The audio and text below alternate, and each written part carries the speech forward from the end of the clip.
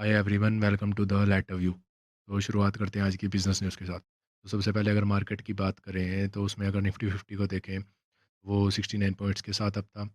अगर Nifty small cap 50 को देखें तो वो 12 पॉइंट्स के साथ अप था, और निफ्टी मिड कैप 50 जो है वो अराउंड 93 पॉइंट से अप था। तो मार्केट ग्रीन ही देखने को मिली है। तो अगर आज के जो टॉप फोर गेनर स्टॉक्स हैं उनकी बात करें, तो सबसे पहले है इन्फोसिस, फिर है TCS, HUL, नेस्ले। और जो टॉप फोर लूजिंग स्टॉक्स हैं वो है Bharat Electric, Bajaj Finance, Shriram Finance and Tata Motors.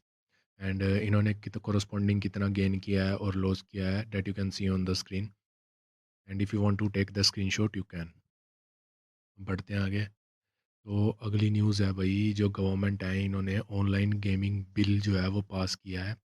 और ये जो ऑनलाइन गेमिंग लॉ है, मतलब ये जो पूरी की पूरी ऑनलाइन गेमिंग इंडस्ट्री है, जो कि इसकी current value over 2 lakh crore है, और ये मतलब इसे डिसमेंटल कर सकता है। मतलब करंटली ये जो ऑनलाइन गेमिंग इंडस्ट्री है अराउंड 31,000 करोड़ एनुअल रेवेन्यू करती है, और अराउंड 20,000 करोड़ GST और स्टैट्यूटरी टैक्सेस के अंडर पे करती है। और जो ये मतलब बिल ड्राफ्ट किया है, इसके अंदर क्या है, जो रियल मनी गेमिंग ऐप्स हैं, चाहे वो स्किल बेस्ड हो या चांस बेस्ड हो, ठीक है, मतलब इनके ऊपर स्ट्रिक्ट पेनल्टीज़ लगेंगी। इसमें क्या पेनल्टीज़ के अंदर क्या होगा, मतलब 3 साल की इम्प्रिजनमेंट और 1 करोड़ का फ़ाइन जो उसे ऑपरेट करेगा, और जो प्रमोट करेगा उसे 2 साल की इम्प्रिजनमेंट और 50 लाख का फ़ाइन। मतलब अब गवर्नमेंट ने सीधा कह दिया, चाहे स्किल बेस्ड हो या चांस बेस्ड। क्योंकि इससे पहले जो है, साल पहले, मतलब जो बैटिंग ऐप्स हैं इनके ऊपर केस चला था कोर्ट में, बट ये कह के बच गए थे कि भाई ये हम स्किल बेस्ड है। लेकिन अब गवर्नमेंट ने वो चीज़ ही ख़त्म कर दिया, ठीक है। मतलब जो इंडस्ट्रीज़ की बॉडी हैं वो वॉर्न कर रही है कि भाई इसका इम्पैक्ट जो है बहुत सीवर होगा, यानी कि अप टू 4,000 जो है जॉब्स के ऊपर इसका इम्पैक्ट आएगा, और 4,000 कंपनीज जो है वो क्लोज हो सकती हैं। देख लो, अराउंड 25,000 करोड़ की इन्वेस्टमेंट ड्रेन अप होएगी, ठीक है। और जो गेमिंग एसोसिएशंस होगी, जैसे कि AIGF, EGF, FIFS, इन्होंने मतलब गवर्नमेंट को अपील किया है कि भाई इससे जो है मतलब गवर्नमेंट को अराउंड 20,000 करोड़ का टैक्सेस में लॉस हो सकता है। तो ये मतलब इंडिया का जो डिजिटल इकोसिस्टम है उसे डिस्टेबलाइज कर सकता है। बट गवर्नमेंट ने ये इसलिए किया है क्योंकि गवर्नमेंट जो है, जो यूथ है उसे एडिक्शन से, फ्रॉड से, या पोटेंशियल मनी लॉन्ड्रिंग जो है इससे जो है मतलब बचाना चाहती है, ठीक है। अब अगली न्यूज़ की तरफ चलें तो भाई अगली न्यूज़ है कि भाई इंडिया की जो वर्क फोर्स है वो AI फर्स्ट बन रही है। देखा जाए तो ये मतलब एक अच्छी बात है, क्योंकि जो अब माइक्रोसॉफ्ट का जो वर्क ट्रेंड इंडेक्स है उसके अकॉर्डिंग जो है इंडियन कंपनीज स्पेशली जो फ्रंटियर फर्म्स हैं वो AI को प्रायोरिटाइज कर रही हैं, ठीक है। और ऑर्गेनाइजेशन जो अपने रोल्स को रिस्ट्रक्चर कर रही हैं, AI टूल्स के अंदर इन्वेस्ट कर रही है ताकि वो प्रोडक्टिविटी उनकी इंप्रूव हो सके। और जो मतलब अब ह्यूमन स्किल्स की ज़्यादा वैल्यू है as compare to technical skills, क्योंकि टेक्निकल स्किल्स जो है वो AI की हेल्प से ऑटोमेट हो रहे हैं, ठीक है।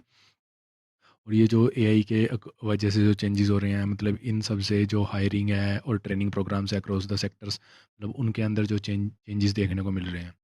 हम बढ़ते हैं अगली न्यूज़ की तरफ। तो भाई अगली न्यूज़ है अपनी, भी जो टैरिफ्स हैं उसके इम्पैक्ट की वजह से RBI ने जो अपने रेट्स हैं उनको होल्ड करके रखा है। मतलब जो RBI की मॉनेटरी पॉलिसी कमेटी है, उन्होंने जो रेपो रेट है उसे 5.5% पे स्टडी रखा है, अमिड इसके बावजूद कि भाई US जो टैरिफ्स जो हैं वो इंक्रीज़ हो रखे हैं, ठीक है। मतलब RBI गवर्नमेंट ने जो है वो प्रोजेक्ट कर रखा है कि भी जो GDP ग्रोथ है वो 6.5% के अराउंड होगी।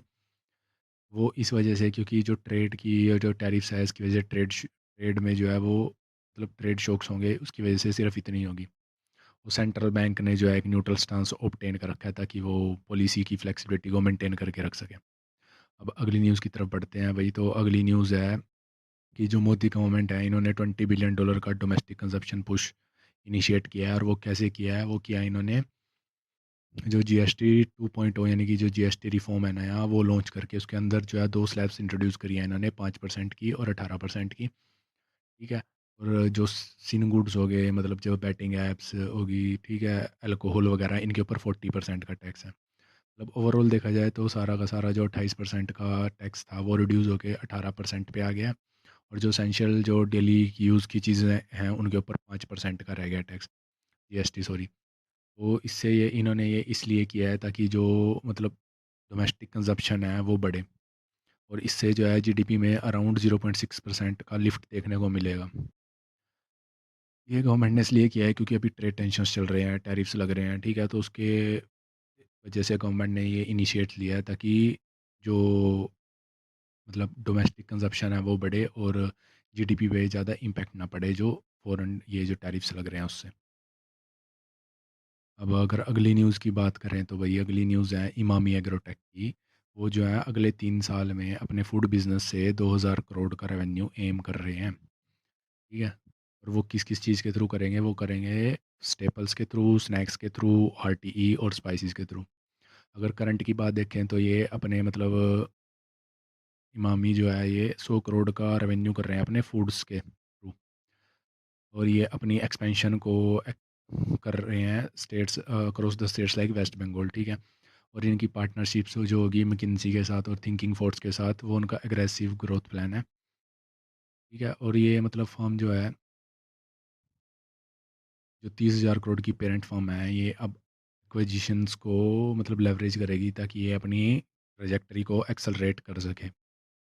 अब बढ़ते हैं भाई अगली बिज़नेस न्यूज़ की तरफ। तो अगली बिज़नेस न्यूज़ है कि भई एनालिस्ट जो हैं ये एक्सपेक्ट कर रहे हैं कि टैरिफ प्रेशर की वजह से जो मार्केट है इसके अंदर मोडेस्ट गेन्स देखने को ही मिलेंगे, ज़्यादा देखने को नहीं मिलेंगे। मतलब एक रियूटर्स का पोल हुआ था उसके अकॉर्डिंग मोडेस्ट गेन देखने को मिलेंगे, क्यों? क्योंकि यूएस के टैरिफ की वजह से और कैपिटल आउटफ्लोज़ की वजह से, ठीक है?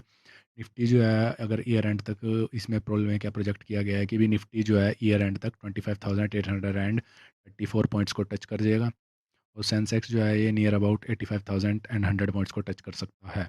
देखेंगे भाई कितना करेगा या नहीं करेगा, ठीक है? अब तक देखें कि भाई जो फॉरेन इन्वेस्टर्स हैं उन्होंने ओवर 13 बिलियन यूएस डॉलर्स जो है वो विड्रॉ कर लिया इंडियन मार्केट से।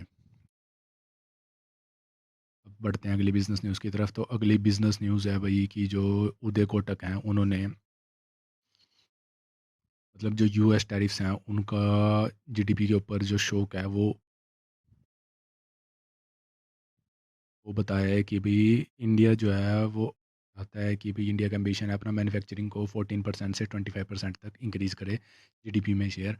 लेकिन जो यूएस के टैरिफ्स लगे हैं अब उससे इसके ऊपर इम्पैक्ट आएगा, वो शायद इतना इंक्रीज़ देखने को ना मिले। और स्पेशली जो हाई टैरिफ्स हैं एक्सपोर्ट्स पे, पर्टिकुलरली जो रशियन लिंक्ड ऑयल प्रोडक्ट्स हैं, ये मतलब 0.5 पॉइंट्स ऑफ जीडीपी ग्रोथ जो है ये शेव ऑफ कर सकते हैं, ठीक है? और मतलब उदय कोटक ने ये भी कहा है कि भई जो एसएमईज़ हैं या इंफ्रास्ट्रक्चर इन्वेस्टमेंट है या एक्सपोर्ट डाइवर्सिफिकेशन है, इनको जो है एक फिस्कल सपोर्ट की ज़रूरत है। और सारे के सारे बिजनेस लीडर्स जो हैं वो गवर्नमेंट को मतलब अर्ज कर रहे हैं कि भाई ये एक्सटर्नल थ्रेट से बचाओ हमें, ये तुम्हारा काम है इसे मिटिगेट करना, एक्सटर्नल थ्रेट को इसे जल्दी से जल्दी हैंडल करो। अब बढ़ते हैं अगली बिजनेस न्यूज़ की तरफ। तो भाई चाइना ने जो एक्सपोर्ट ईज़ है उसे कव कर दिया है, और इंडिया जो है वो सेल्फ रिलायंस बन रहा है। यानी कि जो मतलब चाइना ने एक्सपोर्ट रिस्ट्रिक्शंस थी जो फर्टिलाइज़र्स पे या रेयर अर्थ से इंडिया पे, वो उसे ईज़ डाउन कर दिया है, और ये सिर्फ टेम्परेरी रिलीफ है। मतलब इंडिया जो है वो सेल्फ रिलायंस बन रहा है, यानी कि खुद डोमेस्टिक मैन्युफैक्चरिंग करे। और जो ये इंडिया का जो ट्रेड डेफिसिट है चाइना के साथ, ये नियर अबाउट 100 बिलियन डॉलर्स जो है वो सरपास कर सकता है।